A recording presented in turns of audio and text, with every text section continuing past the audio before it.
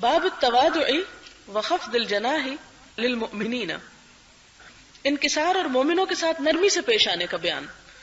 قال اللہ تعالی واخفض جناحک لمن اتبعک من المؤمنین، اللہ تعالیٰ نے ارشاد فرمایا اور آپ نیچے کیا کیجیے اپنے پروں کو ان لوگوں کے لیے جو آپ کی پیروی کرتے ہیں اہل ایمان میں سے۔ جناح اصل میں کہتے ہیں پر کو، اور ونگ کے لیے استعمال ہوتا ہے، یہ بازو اور کندھے مراد ہے اس سے، اور کندھے کا پیچھے اکڑا ہوا ہونا تکبر کی علامت ہے اور جھکنا انکساری کی علامت ہے، تو یہ بطور محاورہ یہاں پر استعمال ہوا ہے۔ اللہ تعالیٰ نے ارشاد فرمایا کہ آپ اپنے کندھے مومنوں کے لیے جھکا کر رکھیے، مراد یہ کہ ان کے ساتھ عاجزی سے پیش آئیے۔ وقال تعالی یا ایھا الذین آمنوا من یرتد منکم عن دینہ فسوف یأتی اللہ بقوم یحبهم ویحبونہ اذلۃ علی المؤمنین اعزۃ علی الکافرین۔ اللہ تعالیٰ نے ارشاد فرمایا اے ایمان والو، جو پھر گیا تم میں سے اپنے دین سے تو اس کی بدنصیبی، سو عنقریب لے آئے گا اللہ تعالیٰ ایک ایسی قوم کو جو اس سے محبت کرتی ہوگی، اور اللہ تعالیٰ اس قوم سے محبت کرتے ہوں گے جو نرم ہوں گے ایمانداروں کے لیے، بہت سخت ہوں گے کافروں پر۔ مراد یہ ہے کہ لوگوں کے ساتھ معاملات کرنے میں سب سے پہلا اصول یہ ہے کہ ان کے ساتھ انکساری اور عاجزی سے پیش آیا جائے۔ اگر کسی قوم کے اندر یہ صفات ختم ہو جائیں اور آپس کا اتحاد اور اتفاق اور محبت اور خلوص اور ہمدردی کے جذبات مٹنے لگے تو پھر ایسی قوم زیادہ دیر تک جی نہیں سکتی۔ وقال تعالی یا ایھا الناس انا خلقناکم من ذکر وانثی وجعلناکم شعوبا وقبائل لتعارفوا ان اکرمکم عند اللہ اتقاکم۔ اللہ تعالیٰ نے ارشاد فرمایا اے لوگوں، ہم نے پیدا کیا ہے تمہیں ایک مرد اور ایک عورت سے، اور بنا دیا ہے تمہیں مختلف قومیں اور مختلف خاندان، تاکہ تم ایک دوسرے کو پہچان سکو۔ تم میں سے زیادہ معزز اللہ کی بارگاہ میں وہ ہے جو تم میں سب سے زیادہ متقی ہے۔ وقال تعالی فلا تزکوا انفسکم هو اعلم بمن اتقى۔ اللہ تعالیٰ نے ارشاد فرمایا پس تم اپنی پاکیزگی بیان نہ کیا کرو، اللہ تعالیٰ خوب جانتا ہے کہ کون زیادہ پرہیزگار ہے۔ یعنی پہلی بات یہ کہ اللہ تعالیٰ کو متقی لوگ سب سے زیادہ پسند ہیں، اور دوسری بات یہ کہ کوئی اپنے آپ کو متقی ہونے کا دعویٰ نہ کرے، اس کا اعلان نہ کرے یا اس کا اظہار نہ کرے یا اپنے آپ کو متقی نہ سمجھے۔ اللہ تعالیٰ ہی زیادہ جانتا ہے، هو اعلم بمن اتقى، کہ اصل متقی ہے کون۔ وقال تعالی ونادى اصحاب الاعراف رجالا يعرفونهم بسيماهم قالوا ما اغنى عنكم جمعكم وما كنتم تستكبرون۔ اور اللہ تعالیٰ ارشاد فرماتے ہیں اور پکاریں گے اعراف والے ان لوگوں کو جنہیں وہ پہچانتے ہوں گے ان کی علامات سے، کہیں گے نہ فائدہ پہنچایا تمہیں تمہارے جتھے نے اور نہ اس ساز و سامان نے جس کی وجہ سے تم غرور کیا کرتے تھے۔ اے سرکشو، کیا یہ جنتی وہی نہیں ہیں جن کے متعلق تم قسمیں اٹھایا کرتے تھے کہ نہیں عطا کرے گا انہیں اللہ اپنی رحمت سے؟ دیکھو انہیں تو حکم مل گیا ہے کہ داخل ہو جاؤ جنت میں، نہیں کوئی خوف تم پر اور نہ تم غمگین ہوگے۔ یہاں پر یہ آیت جس ریفرنس میں آئی ہے وہ یہ کہ قیامت کے دن کچھ لوگ جنت میں جائیں گے، کچھ جہنم میں جائیں گے اور کچھ درمیان میں ہوں گے۔ آراف والے جو ہیں وہ جہنم میں جانے والے کچھ لوگوں کو پکاریں گے، ان سے بات کریں گے اور کیا کہیں گے؟ وہ کدھر تمہارے دوست ساتھی، تمہارا جتھا گروہ جماعت پارٹی، وہ کدھر گئے سارے؟ تو تمہیں کسی نے نہیں بچایا یہاں آ کر۔ اور دوسری کیا بات؟ وما کنتم تستکبرون، اور جو کچھ تم تکبر کرتے تھے، تمہارا تکبر بھی اور تمہاری بڑائی بھی اور وہ سب چیزیں جن پہ تمہیں بڑا ناز تھا وہ تمہارے کسی بھی کام نہیں آئیں۔ اور یہ لوگ جن کو تم سمجھتے تھے کہ بڑے حقیر ہیں، فقیر ہیں، کمزور ہیں، اور تم کہتے تھے کہ ان کو اللہ تعالیٰ اپنی رحمت میں جگہ نہیں دے گا، آج دیکھو انہی سے کہا گیا ادخلوا الجنۃ لا خوف علیکم ولا انتم تحزنون، کہ جنت میں داخل ہو جاؤ، تم پہ نہ کوئی خوف ہوگا اور نہ ہی تم غمگین ہوگے۔ لہذا اللہ تعالیٰ کے ہاں کس چیز کی قدر و قیمت ہے؟ عجز و انکساری کی، تکبر کی نہیں۔ تکبر انسان کو جنت میں نہیں لے جا سکتا اور عجز و انکساری جنت میں جانے سے روک نہیں سکتی۔ لہذا اللہ تعالیٰ کو وہ لوگ پسند ہیں جو دوسروں کے ساتھ عجز و انکساری کا معاملہ کریں۔ اور آپ دیکھیں کہ اللہ تعالیٰ کے علاوہ بندوں کو بھی وہی پسند ہیں جن کے اندر عاجزی اور انکساری ہو۔ ظاہر ہے اگر کوئی شخص اپنے آپ کو بڑا کہتا ہے یا سمجھتا ہے تو عموماً یہی کہتا ہے کوئی بڑا ہوگا تو ہوگا، ہم اسے بڑا نہیں سمجھتے۔ تو حقیقی بڑائی کیا ہے، حقیقی قدر کیا ہے؟ وہ جو دلوں میں حکومت کرے اور دلوں میں لوگوں کے جگہ پیدا کرے اور دلوں میں لوگوں کے اپنا مقام پیدا کرے، نہ کہ صرف اپنے دل میں اپنے آپ کو بڑا سمجھے. اسی لیے ایک دعا سکھائی گئی کہ اللہ مجھے میرے نفس کے سامنے مجھے حقیر کر دے اور لوگوں کی نگاہوں میں مجھے بڑا کر دے. یعنی انسان اصل میں بڑا وہی ہے جو لوگوں کے دلوں میں بڑا ہے، اور اللہ کے نزدیک بھی اور بندوں کے نزدیک بھی وہ حقیر ہے جو اپنے آپ کو بڑی چیز سمجھتا ہے. اس کے بارے میں حضور صلی اللہ علیہ وسلم نے فرمایا، حضرت ایاز ابن حمار کی روایت ہے کہ ان اللہ اوحى الی ان تواضعوا حتى لا يفخر احد على احد ولا يبغي احد على احد. رواہ مسلم کی اس روایت کا مطلب یہ ہے کہ حضور صلی اللہ علیہ وسلم نے فرمایا تواضع اختیار کرو، نہ ایک شخص دوسرے کے سامنے فخر کرے اور نہ ایک دوسرے پر زیادتی کرے.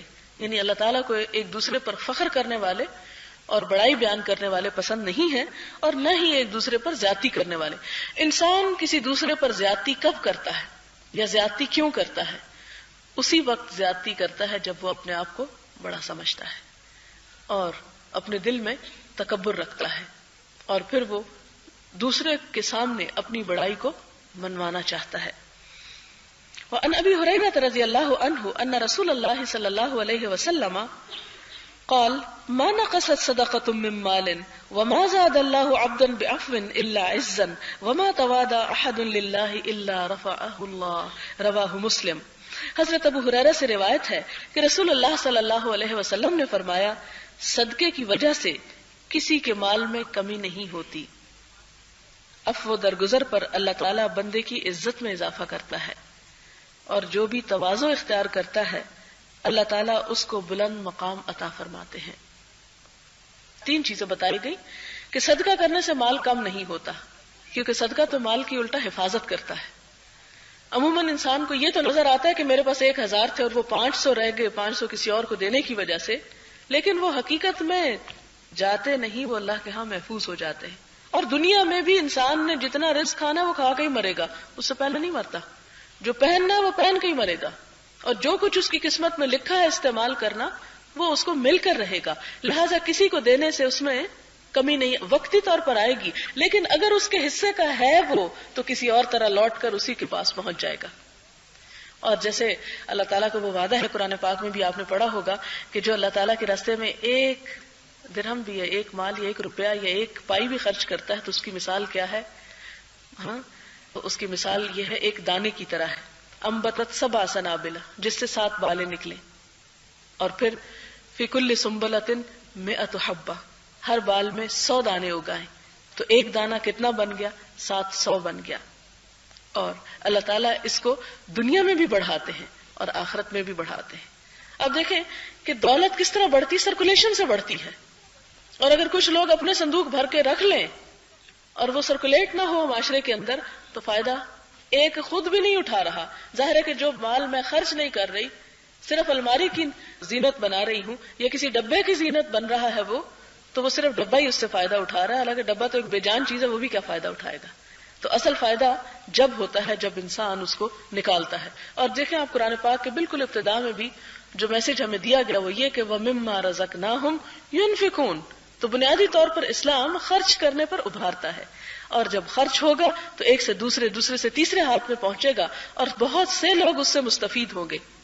آپ دیکھیں کہ مثلا ایک شخص اپنے مال سے ایک کارخانہ لگاتا ہے، اس کے ایک کارخانے کے اندر اگر 1000 لوگ کام کرتے ہیں تو 1000 لوگ اس سے فائدہ اٹھا رہے ہیں، اور اس سے جو نفع ہوتا ہے اس سے وہ شخص خرچ کرنے والا خود بھی فائدہ اٹھاتا ہے.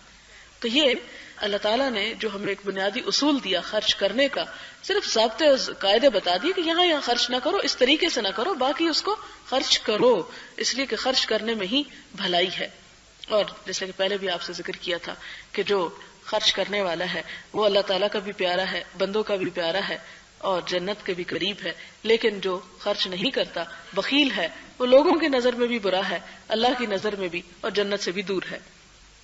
لہٰذا ایک چیز تو یہ بتائی گئی. دوسرا یہ کہ عفو درگزر پر اللہ تعالیٰ بندے کی عزت میں اضافہ کرتا ہے. انسان سمجھتا ہے کسی نے اس سے زیادتی کی تو اب بدلہ تو اسے لینا ہی چاہیے، ضروری اس کی پکڑ کرنی چاہیے. لیکن ہوتا کیا ہے کہ بعض اوقات اگنور کر دینے سے، معاف کر دینے سے وہ معاملہ زیادہ بہتر طور پر حل ہوتا ہے، اور وہ انتقام جو معاف کرنے کی شکل میں لیا جاتا ہے وہ کہیں زیادہ مفید ہوتا ہے بنسبت اس کے کہ انسان وقتی طور پر اپنا غصہ نکال لے۔ اور تیسری بات یہ ہے کہ جو تواضع اختیار کرتا ہے اللہ تعالیٰ اس کو بلند مرتبہ عطا کرتے ہیں، اور جو بڑا بننا چاہتا ہے اللہ تعالیٰ اس کو نیچے کر دیتے ہیں۔ تو تواضع اور عاجزی پھر کیا ہے؟ تواضع وضع کا مطلب ہوتا ہے رکھ دینا۔ کہاں رکھ دینا؟ جہاں انسان اپنے آپ کو جس چیز کا اہل سمجھتا ہو وہاں رکھ دینا، اپنی حیثیت سے بڑھ کر وہ کام نہ کرنا کہ جس کا وہ اہل ہی نہیں۔ اگلی حدیث عن انس رضی اللہ عنہ انہ مر علی صبیان فسلم علیہم وقال کان النبی صلی اللہ علیہ وسلم یفعلہ، متفق علیہ۔ حضرت انس رضی اللہ تعالیٰ عنہ سے مروی ہے کہ آپ بچوں کے پاس سے گزرے تو انہیں سلام کیا اور فرمایا حضور صلی اللہ علیہ وسلم اسی طرح کیا کرتے تھے۔ یعنی عموماً بڑے کیا چاہتے ہیں کہ چھوٹے ان کو سلام کریں۔ آپ دیکھیں کہ عموماً ہوتا یہ ہے کہ جب کوئی مہمان آتا ہے تو بچوں کو کہا جاتا ہے خالہ کو سلام کرے، چچا کو سلام کرے یا بڑوں کو سلام کرے، ٹھیک ہے، لیکن خالہ اور چچا اگر آگے بڑھ کر خود سلام کر دیں تو بچہ آئندہ اسے کہنے کی بھی ضرورت نہیں رہے گی، وہ خود بخود سلام کرتا رہے گا۔ تو اسی طرح یہ ہے کہ حضور صلی اللہ علیہ وسلم بجائے اس کے کہ یہ کہتے کہ بچوں تمہیں بڑوں کو سلام کرنا چاہیے، آپ نے کیا طریقہ کیا، خود آگے بڑھ کر بچوں کو بھی سلام کرتے تھے۔ اگرچہ قاعدہ اس میں یہ ہے، یہ بھی ادب سکھایا کہ چھوٹے بڑوں کو سلام کرے، لیکن بڑوں کو پہل کرنی چاہیے۔ چند دفعہ بڑے جب سلام کریں گے تو چھوٹے بڑوں سے زیادہ انرجیٹک ہوتے ہیں، وہ پھر ان سے بھی آگے نیکی میں بڑھ جاتے ہیں، لیکن اگر بڑے بخل کریں گے تو چھوٹوں کے لیے بھی رستہ نہیں کھلے گا، تو اس کا کھلنا جو ہے وہ انتہائی ضروری ہے۔ وعنہ قال ان كانت الامة من اماء المدینة لتأخذ بيد النبی صلی اللہ علیہ وسلم فتنطلق به حيث شاءت، رواہ البخاری۔ حضرت انس رضی اللہ تعالیٰ عنہ سے مروی ہے کہ مدینے کی باندیوں میں سے کوئی باندی، یعنی لونڈیوں میں سے، غریب عورتوں میں سے حضور صلی اللہ علیہ وسلم کا دست اقدس پکڑتی اور جدھر چاہتی آپ کو لے جاتی اور آپ اس کے ساتھ چل پڑتے، حالانکہ اس کی ایک غریب، ایک معمولی، ایک غلام عورت کی کیا حیثیت ہوتی ہے، اور ایک بے سمجھ بوڑھی عورت کی، لیکن آپ صلی اللہ علیہ وسلم اس کا بھی دل نہیں توڑتے تھے اور اس کے ساتھ بھی عاجزی اور نرمی کے ساتھ پیش آتے، اور جدھر وہ لے جانا چاہتی وہاں اس کے ساتھ چلے جاتے۔ تو اس میں انسان کی حتک نہیں، بے حرمتی نہیں، بلکہ انسان کی عزت ہے اور انسان کا اس سے بھی مقام بلند ہوتا ہے۔ اور جس طرح قرآن پاک میں بھی آتا ہے نا کہ ایسا شخص کہ جو یتیم ہو، خاک آلود ہو، یعنی جس کے کپڑے اچھے نہ ہو، جس کا کھانا اچھا نہ ہو، جس کا گھر اچھا نہ ہو، تو انسان وہاں بھی چلے جانے میں کوئی اپنی آر یا حتک محسوس نہ کرے۔ اور اسی طرح ایسے رشتہ دار کہ جن کا سٹیٹس کم ہو، جن کی حیثیت کم ہو، ان کے ساتھ تعلق قائم رکھنے کو بھی اپنے لیے باعث ذلت نہ سمجھے بلکہ باعث عزت سمجھے۔ پھر اس کے بعد حضرت عائشہ سے پوچھا گیا کہ حضور صلی اللہ علیہ وسلم گھر میں کیا کرتے تھے۔ اب دیکھیں نا صحابہ کرام کا شوق کہ ان کو حضور صلی اللہ علیہ وسلم باہر تو جو کچھ کرتے تھے نظر آتا تھا، لیکن محبت تھی نا یہ، تو اس لیے جاننا چاہتے تھے گھر میں کیا کرتے تھے۔ تو حضرت عائشہ بتاتی ہیں کہ اہل خانہ کی مدد یعنی خدمت کیا کرتے تھے، گھر والوں میں گھر والے بن کر رہتے تھے، گھر والوں میں آ کے افسر بن کے نہیں رہتے تھے، کیونکہ عموماً یہ ہوتا ہے کہ باہر دفتروں میں روب جما کر مردوں کو عادت یہ ہو جاتی ہے کہ گھر آ کر بیوی کو بھی پھر نوکر ہی سمجھنا چاہتے ہیں۔ حضور صلی اللہ علیہ وسلم کی زندگی میں ایک بہترین نمونہ ہے کہ وہ گھر کیا کرتے تھے، گھر آ کر گھر والوں کی مدد کرتے تھے، اور گھر والوں کی مدد کیا، جس میں گھر والے مصروف ہیں تو اس کام کو شیئر کرتے تھے۔ اور گھر والوں کے کام کیا ہوتے ہیں آپ اندازہ لگا سکتے ہیں کہ گھر کی عورتوں کے کیا کام ہو سکتے ہیں، تو اس میں ان کی مدد کیا کرتے تھے، اور جب نماز کا وقت آتا تو نماز کے لیے تشریف لے جاتے۔ اور اس کے بارے میں تو ایک یہ بھی آتا ہے کہ آپ صلی اللہ علیہ وسلم گھر والوں کے ساتھ بیٹھ کے ہنسی مذاق کرتے، کھیلتے، کھاتے پیتے جو کچھ بھی، لیکن جب نماز کا وقت آتا تو آپ کا رویہ یوں ہوتا کہ ایک دم غیر ہو جاتے، کہ گویا جانتے ہی نہ ہو، ہمیں پہچانتے ہی نہ ہو کہ جب اللہ کا حق ہے تو وہ اللہ کا حق ہے، لیکن جب بندوں کا حق ہے تو اس میں پوری طرح انوالو ہوتے تھے، اس میں پوری طرح انٹرسٹ لیتے تھے۔ اگلی حدیث میں ہے حضرت ابو رفاع تمیم بن اسید سے کہتے ہیں کہ حضور صلی اللہ علیہ وسلم کی خدمت میں حاضر ہوا، آپ خطبہ ارشاد فرما رہے تھے۔ میں نے عرض کیا یا رسول اللہ صلی اللہ علیہ وسلم، ایک مسافر آیا ہے، اپنے دین کے متعلق پوچھتا ہے، اسے پتہ نہیں کہ اس کا دین کیا ہے۔ حضور صلی اللہ علیہ وسلم میری طرف متوجہ ہوئے، خطبہ ترک کر دیا، حتیٰ کہ میرے پاس تشریف لے آئے، آپ کے لیے کرسی لائی گئی، آپ اس پر بیٹھے اور مجھے اس کی تعلیم دینے لگے جو اللہ تعالیٰ نے آپ کو سکھایا تھا۔ پھر آپ نے خطبہ دیا اور اسے مکمل کیا. اب آپ دیکھیں کہ ایک طرز عمل یہ ہمیں ملتا ہے، اور دوسرا آپ کا طرز عمل وہ بھی ملتا ہے کہ جس میں آپ صلی اللہ علیہ وسلم خطبہ دے رہے تھے اور ایک شخص سوال کرتا ہے کہ کیا حج فرض ہے؟ آپ بتاتے ہیں کہ ہاں فرض ہے. پھر وہ پوچھتا ہے کہ ہر سال فرض ہے، آپ جواب نہیں دیتے. پھر اسی طرح جب بات ختم ہو جاتی تو پھر آپ کہتے ہیں کہاں ہے وہ سائل. اور وہ اس صورت میں کہ جب ایسے لوگوں کے ساتھ ایسا رویہ ہوتا تھا کہ جو آپ کے آس پاس رہنے والے تھے، آپ سے روز تعلیم حاصل کرتے تھے، تو ان لوگوں کو آپ ساتھ آداب بھی سکھاتے تھے. لیکن ایک شخص جو اجنبی ہے، باہر سے آیا ہے، مسافر ہے، اس کو پتہ ہی نہیں کہ یہاں سیکھنے سکھانے کا طریقہ کار کیا ہے، کب بات کرنی اور کب نہیں. تو حتیٰ کہ یہ کہ آپ کے خطبے میں بھی اگر وہ انٹرفیئر کرتا یا دخل اندازی تو آپ اس کی بات بھی توجہ سے سن لیتے تھے. اور یہ انتہائی کمال درجے کا اخلاق ہے.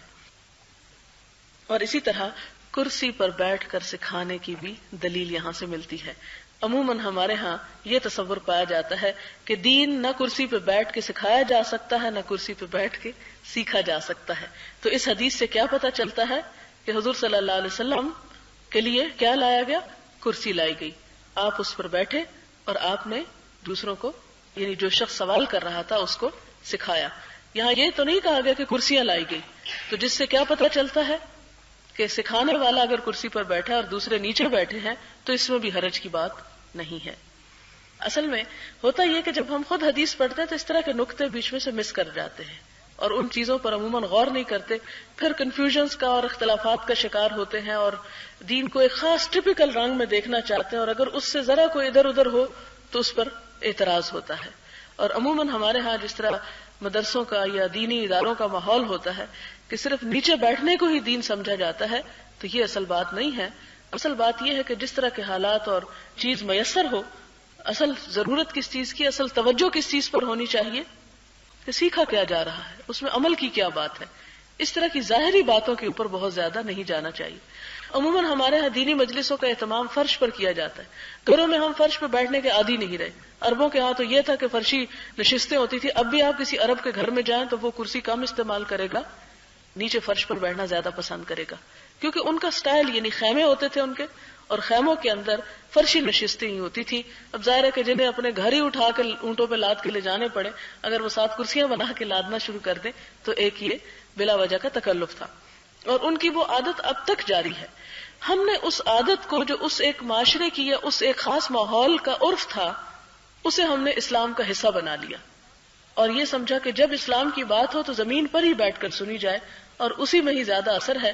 اب ہوتا یہ ہے کہ ٹھیک ہے، اگر کسی گھر کے اندر یا کسی معاشرے کے اندر نیچے بیٹھنے کو کمفرٹیبل فیل کرتے ہیں لوگ تو اسی پہ بیٹھ جائیں، لیکن اگر نیچے بیٹھنے میں دقت ہوتی ہے یا تکلیف ہے یا کوئی شخص بیٹھ نہیں سکتا، بعض اوقات کسی کی کمر کا مسئلہ ہوتا ہے، کسی کی ہڈیوں میں دکھن ہوتی ہے، کسی کو اور عادت ہی نہیں ہوتی ساری زندگی بیٹھ. اب ہمارے ہاں دیکھیں آپ، کوکنگ ہے تو کھڑے ہو کے ہوتی ہے، واشنگ ہے تو کھڑے ہو کے ہو رہی، برتن ہے تو کھڑے ہو کے دھوئے جا رہے، کھانا ہے تو کھڑے ہو کے کھایا جا رہا ہے. زندگی کی اتنی بھاگ دوڑ ہے کہ ہر کام کھڑے ہو کے ہو رہا ہے. تو ایسی صورت میں اگر زیادہ سے زیادہ لوگ بیٹھتے بھی ہیں تو کرسی پہ بیٹھ جاتے ہیں. تو ان لوگوں کو اگر یہ مجبور کیا جائے کہ آپ نیچے بیٹھے تو اس میں کیا ہوگا؟ ایک بلا وجہ کی مشقت ہوگی اور ایک بلا وجہ تکلف ہوگا، ایک تکلیف ہوگی. اور اگر سارا وقت بیٹھ کے وہ ایک ادھر سے ادھر پہلو بدل رہے ہیں، ایک پاؤں سو گیا تو وہ کھڑا کر رہے ہیں، دوسرا سو گیا تو وہ کھڑا کر رہے ہیں، اور توجہ ان کی اپنے ہی جسم کی تکلیف پر ہے اور سننے کی طرف کچھ بھی نہیں، تو اسلام اس کی کہیں ہمیں تعلیم نہیں دیتا اور نہ ہمیں ایسی اذیت پہنچانے پر وہ راضی ہے. پھر اس کے بعد صحابہ کرام کا بھی ہمیں مشکور ہونا چاہیے کہ جنہوں نے صرف حدیث نہیں کوٹ کی بلکہ اس کے ساتھ وہ ماحول بھی سارا سنایا ہمیں، تاکہ ہمیں اس ماحول کے اندر اس چیز کو سمجھنے میں مدد ملے.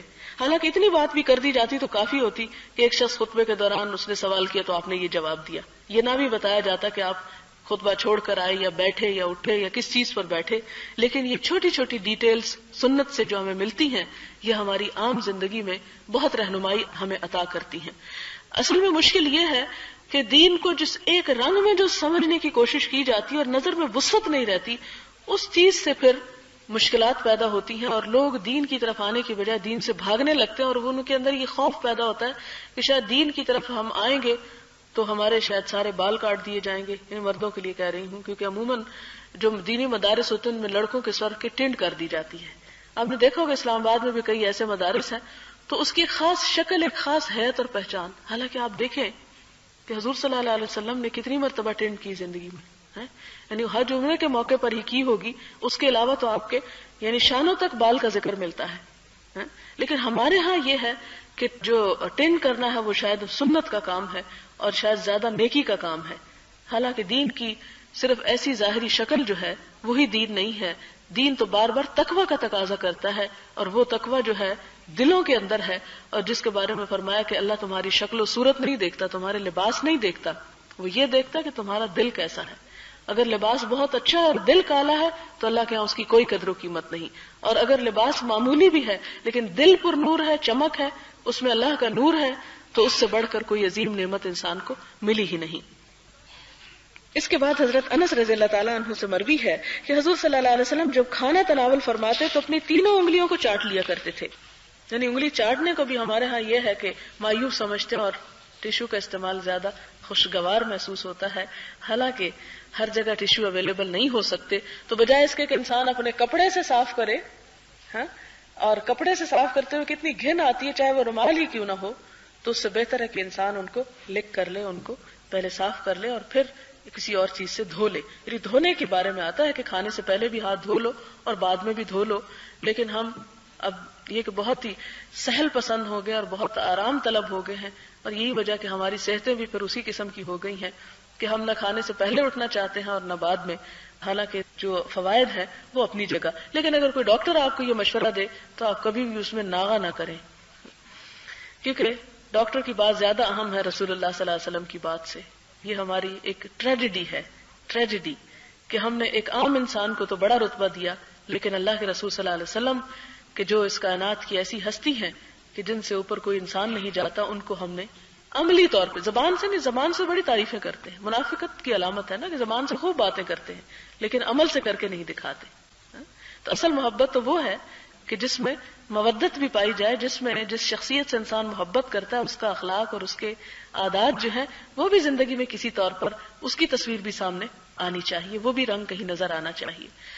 اور اس سلسلے میں انتہائی اہم بات یہ کہ انسان اپنی زندگی میں اپنے دماغ کا صرف 1% حصہ استعمال کرتا ہے، اور سائنٹسٹ نے یہ ریسرچ کی ہے. ایک کتاب ہے بیونڈ مائنڈ، اس میں 3 سائنسدانوں نے لکھی ہے اور انہوں نے کہا کہ دنیا میں صرف ایک انسان ایسا گزرا ہے جس نے سب سے زیادہ اپنے مائنڈ کو استعمال کیا ہے، اور وہ صحرا میں رہتا تھا، ان پڑھ لوگوں سے بات چیت کرتا تھا، آتے جاتے قافلوں سے ملتا تھا، اور اس نے یہود و نصارہ کے دین کا بھی مطالعہ کیا اور ان کی خامیوں سے بھی آگاہ کیا، اور پھر دنیا والوں کو ایک نیا دین دیا کہ جس کو اگر تعصب کی نظر سے نہ دیکھا جاتا تو آج دنیا میں ہر طرف وہ چھا جاتا. لیکن یہود و نصارہ نے سب سے پہلے اس کا انکار کیا اور ان چیزوں کو تعصب کی نظر سے، پریجوڈسڈ ہونے کی وجہ سے وہ نہیں دیکھا صحیح اینگل سے، لہٰذا اسے قبول نہ کر کے خود بھی نقصان اٹھایا اور دنیا کو پہنچایا. اور اسی کے بارے میں قرآن کہتا ہے نا وَلَا تَكُونُوا أَوَّلَ كَافِرٍ بِهِ، کہ یہود و نصارہ تم پہلے کافر نہ بنو. اب یہ کہ حضور صلی اللہ علیہ وسلم کو وہ پیش تو خراج عقیدت کر رہا ہے، لیکن ایمان نہیں ہے نا، اس لیے وہ جو وحی کے ذریعے آپ کو سب کچھ عطا ہوا اسے وہ کیا سمجھ رہا ہے کہ وہ ایک ایسی بے مثال ہستی ہے کہ جس نے سب سے زیادہ اپنے دماغ کو استعمال کیا دنیا میں. وہ بھی مانتے ہیں کہ سب سے زیادہ استعمال کیا، لیکن اس کے 1400 سال بعد اگر کسی نے جہاز اڑا لیا تو ہم سہم کے بیٹھ گئے کہ یہ اصل عقل مند انسان ہے جس نے ہوا کو مسخر کر لیا. اور اللہ کے رسول صلی اللہ علیہ وسلم جس کو غیر مسلم بھی خراج عقیدت پیش کرتے ہیں کہ دنیا میں ایک ہی انسان ہے جس نے سب سے زیادہ استعمال کیا، ہمیں وہ نظر نہیں آتا، اس لیے کہ نہ ہم پڑھتے ہیں، نہ کوشش کرتے ہیں، نہ جانتے ہیں، نہ سیکھتے ہیں، نہ سمجھتے ہیں. سمن بکمن عمیون فہم لا یعقلون، عقل سے کام نہیں لیتے. اس کے بعد فرمایا آپ صلی اللہ علیہ وسلم نے کہ اگر تم میں سے کسی کا لقمہ گر جائے تو اسے مٹی وغیرہ جھاڑ لے اور اس کو کھا لے. یہ تکبر کا مظاہرہ نہ کرے، اس کو شیطان کے لیے نہ چھوڑے. شیطان کے لیے نہ چھوڑے یعنی کہ شیطان کھا جاتا ہے اس کو، یعنی شیطان خوش ہوتا ہے اور وہ شیطان اپنے مقصد میں کامیاب ہو جاتا ہے کیونکہ وہ متکبر ہے اور یہ تکبر کا عمل ہے. لہٰذا یہ کیا ہوا، اس کے کام میں ہم آہنگی ہو گئی. اور آپ نے حکم دیا کہ کھانے کے پیالے کو صاف کر لیا جائے. فرمایا تم نہیں جانتے کہ تمہارے کھانے کے کس حصے میں برکت ہے. یعنی عموماً کھانا اس لیے چھوڑ دیا جاتا ہے کہ لوگ کہیں گے ہائے سارا کھا گیا، اور اس کو ایٹیکیٹس کے خلاف سمجھا جاتا ہے. تو آپ نے فرمایا کہ نہیں، برتن کو خالی کرو. اور کیوں خالی کرو؟ کہ ہو سکتا ہے کہ وہ جو چھوڑا ہے اسی میں برکت ہو، وہی تمہاری صحت. ہمارے ہاں کیا کہا جاتا ہے کہ چھوڑ دو تاکہ صحت اچھی رہے. ٹھیک ہے، اگر آپ نے پیٹ رکھ کر کھانا تو آپ ڈالیں ہی کم، لیکن اگر آپ نے ڈال لیا ہے تو پھر آپ کیا کریں، اسے اب ختم کریں. کہ اس کو ختم کرنا اور اس رزق کو ضائع ہونے سے بچانا جو اللہ نے سلیکٹ کر کے پتہ نہیں کتنے ہاتھوں سے آپ کے لیے بھیجا، ایک تحفہ، اللہ کی ایک نعمت اور ایک عنایت، اس کو تم لوگوں کے بنائے ہوئے قاعدوں اور قوانین پہ چھوڑ رہے ہو کہ فیشن کا تقاضا ہے کہ تھوڑا سا بیچ میں چھوڑ دیا جائے. نہیں، وہ ایک ڈراپ جو کسی چیز کا اللہ تعالیٰ ایک دودھ کا ایک جوس کا یا پانی کا حتیٰ کہ وہ تمہارے لیے پیدا کر کے تمہارے ہاتھ میں اس نے دیا، اور صرف تم لوگوں کی خاطر ایک فیشن کی خاطر اس کو ترک کر رہے ہو، تو یہ شکر گزاری نہیں بلکہ ناشکری ہے. ہاں، اگر طلب نہیں تو تھوڑا ہی لو، اگر پینا کم ہے تو لو ہی کم، لیکن اسے چھوڑو نہیں. حذیفہ بن یمان کے بارے میں آتا ہے کہ جب وہ کسریٰ کے دربار میں گئے، کھانا کھا رہے تھے تو اسی طرح لقمہ نیچے گر گیا، تو شاہی دربار تھا، نیچے سے اٹھا کے جب کھانے لگے تو ساتھ بیٹھے شخص نے کونی ماری کہ یہاں تو یہ نہ کرو. انہوں نے کہا کہ کیا ان احمقوں کی خاطر اپنے رسول صلی اللہ علیہ وسلم کی سنت کو چھوڑ دوں؟ وہ زیادہ عقل مند ہے یا یہ زیادہ عقل مند ہے؟ لیکن ہماری تکلفات اور ہمارے طور طریقے اور ہمارا آداب اور اخلاق بھی اسی قسم کا ہے. لوگوں سے ڈرتے ہیں، اللہ سے نہیں ڈرتے، اور لوگوں سے شرم کھاتے ہیں کہ ہائے لوگ کیا کہیں گے، کیونکہ یہ لوگوں کے طور طریقوں کے خلاف ہے. تو یہ طور طریقے خود ہی ہم نے بنائے ہیں. تو ہماری عقل بڑی ہے یا لوگوں کی عقل بڑی ہے یا اللہ کے رسول صلی اللہ علیہ وسلم کی، یا وہ جس نے اللہ کے رسول صلی اللہ علیہ وسلم کو بھی حکمت اور دانائی عطا کی. اس کے بعد ایک اور حدیث ہے، حضرت ابو ہریرہ سے مروی ہے کہ رسول صلی اللہ علیہ وسلم نے فرمایا، اللہ تعالیٰ نے کسی نبی کو مبعوث نہیں فرمایا مگر اس نے بکریاں چرائیں. صحابہ کرام رضوان اللہ علیہ اجمعین نے عرض کیا، اور آپ یا رسول اللہ صلی اللہ علیہ وسلم؟ فرمایا، ہاں، میں بھی چند قرات مزدوری پر اہل مکہ کی بکریاں چرایا کرتا تھا. حدیث پیچھے گزر چکی ہے. حضرت ابو ہریرہ رضی اللہ تعالیٰ عنہ حضور صلی اللہ علیہ وسلم سے روایت کرتے ہیں کہ آپ نے فرمایا، اگر مجھے کسی جانور کے پائے یا ہاتھ کے گوشت کی دعوت دی جائے تو میں اس دعوت کو قبول کروں گا، اور اگر میری طرف کسی جانور کے پائے یا ہاتھ کا گوشت ہدیتاً بھیجا گیا تو میں اس کو بھی قبول کروں گا. یعنی ایسا نہیں کہ صرف امیروں کی دعوت میں جاؤں گا اور غریبوں کی نہیں.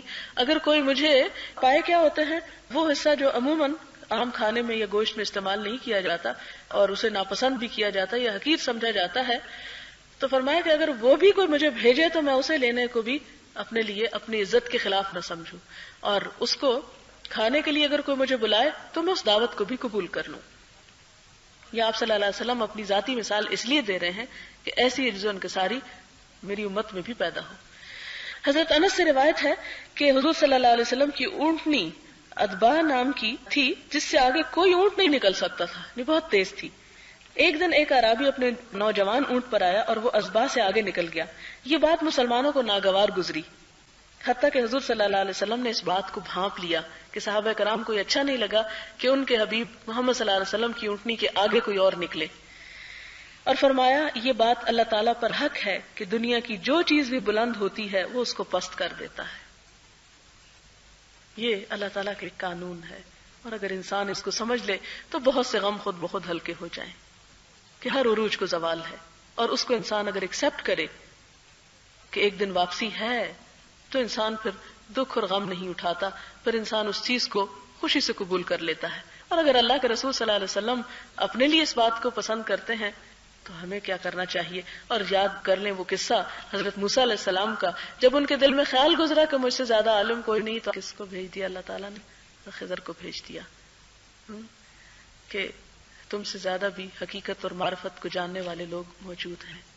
تو یہ انسان کو ہمیشہ یہ جاننا چاہیے فوق کل ذی علم علیم، ہر صاحب علم سے اوپر ایک اور علم والا موجود ہے. کسی کا علم انتہا نہیں، انتہا درجے پر نہیں. اور کبھی انسان کو عجب کا شکار نہیں ہونا چاہیے کہ جو میں کر سکتا ہوں وہ کوئی کر نہیں سکتا، اور جو میں جانتا ہوں وہ کوئی اور جانتا نہیں. یہی تکبر ہے اور یہی اللہ تعالیٰ کو ناپسند ہے. وآخر دعوانا ان الحمد للہ رب العالمین. سبحان اللہ والحمد للہ ولا الہ الا اللہ واللہ اکبر ولا حول ولا قوة الا باللہ العلی العظیم. سبحان اللہ والحمد للہ ولا الہ الا اللہ واللہ اکبر ولا حول ولا قوة الا باللہ العلی العظیم. اللہم انت ربی لا الہ الا انت خلقتنی وأنا عبدك وأنا على عهدك ووعدك ما استطعت أعوذ بك من شر ما صنعت أبوء لك بنعمتك علي وأبوء بذنبي فاغفر لي فإنه لا يغفر الذنوب إلا أنت فاغفر لي مغفرة من عندك وارحمني إنك أنت الغفور الرحيم اللهم إنا نسألك من الخير كله عاجله وآجله ما علمنا منه وما لم نعلم اللهم إنا نعوذ بك من شر كله عاجله وآجله ما علمنا منه وما لم نعلم اللهم إنا نسألك الهدى والتقى والعفاف والغنى رب أوزعني أن أشكر نعمتك التي أنعمت علي وعلى والدي